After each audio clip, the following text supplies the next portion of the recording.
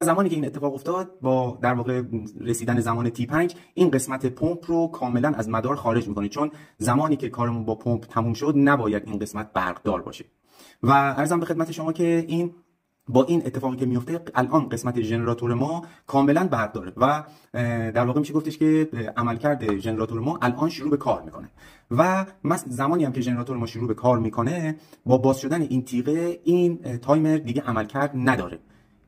این تایمر اصلا برای چی باید عملکرد داشته باشه؟ زمانی که این مدار اجرا شد و به هر دلیلی موتور برق روشن نشد و کنتاکتور در واقع خروجی ژنراتور نیامد توی مدار، این تایمر زمان رو میخونه و در واقع میشه گفتش که در لحظه‌ای که زمانش میرسه این تیغه رو باز و بسته میکنه، یعنی این مدار رو ریست میکنه برای اینکه دوباره این اتفاق بیفته.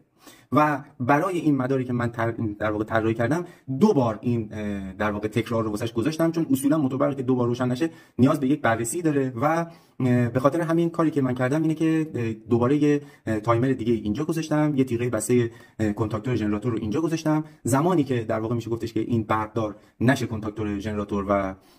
نیاد توی مدار، اتفاقی که میفته اینه که این تایمر بعد از خوندن زمان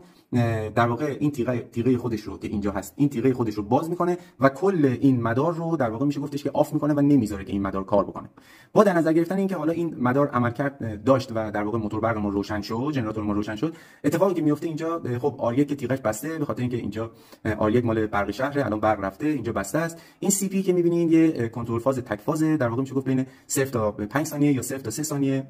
در واقع میشه گفت چیزی که من استفاده کردم وصل میشه و ژنراتور کنتاکتور ژنراتور